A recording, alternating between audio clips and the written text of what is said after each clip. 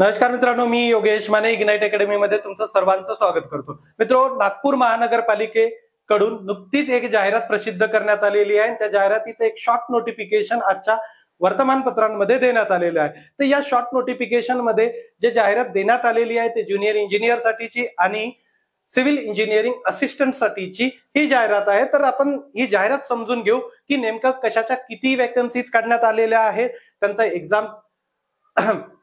Exam कशी असू शकते, त्याच सोबत याला इलिजिबल कोण असू शकणार आहे आणि याच्यासाठीच्या इम्पॉर्टंट डेट काय असतील ते आपण या जाहिरातीद्वारे समजून घेणार आहोत. तर चला बघून घ्या. सर्वप्रथम ही जाहिरात आलेली आहे, नागपूर महानगरपालिकेची जाहिरात आहे. बघा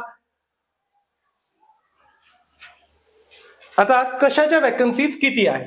परीक्षेसाठी ऑनलाईन पद्धतीने अर्ज स्वीकृत करण्याचा कालावधी, म्हणजे पहिले इम्पॉर्टंट डेट आपण बघतोय. तर इम्पॉर्टंट डेट आपली अप्लाय करण्यासाठीची 26/12 ते 15/1 दरम्यान तुम्हाला अप्लाय करायचं आहे. त्याचसोबत परीक्षेसाठी परिपूर्ण अर्ज सादर करण्याचा अंतिम दिनांक जो असणार आहे तो असणार आहे आपला 15/1/2025. त्याचसोबत ऑनलाईन पद्धतीने विहित परीक्षा शुल्क भरण्याचा दिनांक जो आहे तो 26/12 ते 15/1 दरम्यान तुम्हाला जे शुल्क आहे, परीक्षेची फीस आहे ते पे करायचे आहे. मित्रांनो बघा, आता तुम्हाला प्रश्न हा पडू शकतो, सर ही जाहिरात कोण घेणार आहे, कोण एक्झाम कंडक्ट करणार आहे. तर TCS द्वारा ही एक्झाम कंडक्ट करण्यात येणार आहे. पुढे बघू, हे जाहिरातीबद्दलचं दिलेलं आहे. त्यांनी काय म्हणतात, वरील पदभरतीसाठी खालील नमूद केल्याप्रकारे पदनिहाय परीक्षा ऑनलाईन पद्धतीने म्हणजे कम्प्युटर बेस्ड टेस्ट घेण्यात येणार आहे. ओके, तर तुम्हाला ही CBT असणार आहे, computerise exam, computer based exam असणार आहे. पुढे बघा की पद कशी आहेत, किती संख्या आहे त्या पदांची. तर पहिले आहे कनिष्ठ अभियंता स्थापत्य म्हणजे ज्युनियर इंजिनियर सिव्हिल. त्यासाठी जे तुम्हाला 38,600 ते 1,22,800 दरम्यान तुम्हाला S14 ग्रेडचे पेमेंट असणार आहे आणि जागा आहेत 36. त्यासोबत कनिष्ठ अभियंता विद्युत याच्यासाठी S14 38,600 ते 1,22,800 दरम्यान 3 वॅकन्सीज असणार आहेत.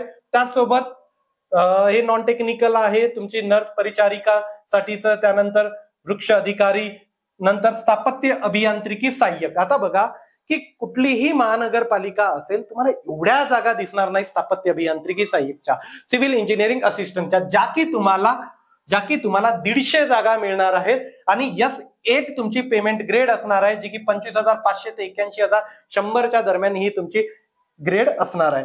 तर आता तुम्ही म्हणाल सर यासाठीची इलिजिबिलिटी काय असू शकते. तर तुमच्या ज्युनियर इंजिनियर साठीची इलिजिबिलिटी जी आहे ती तुमची डिग्री आणि डिप्लोमा या 2 लेवलला असणार आहे. क्लिअर, तुमचा डिग्री किंवा डिप्लोमा असणं गरजेचं आहे. त्याचसोबत CAE सिव्हिल इंजिनिअरिंग असिस्टंट यासाठी तुम्हाला होऊ शकतं की डिग्री डिप्लोमा दोन्ही येतील. राईट, डिग्री पुन्हा नंतर डिप्लोमा. ओके, त्याचसोबत होऊ शकतं की याच्यामध्ये ITI वालेही इलिजिबल असतील. राईट, डिप्लोमा ITI वाल्यांना तर असतं, एखाद्या वर्षाचा एक्सपिरियन्स सुद्धा दिला जातो. जेव्हा तुमचं फुल नोटिफिकेशन येईल त्यात मी तुम्हाला सांगेल काय इलिजिबिलिटी दिली. पण तुर्तास एवढं समजून घ्या, कारण आता जेवढ्या ज्युनियर इंजिनियरच्या पोस्ट येतात त्या सर्व ज्युनियर इंजिनियरच्या पोस्टसाठी डिग्री आणि डिप्लोमा वाले अलाउ केले.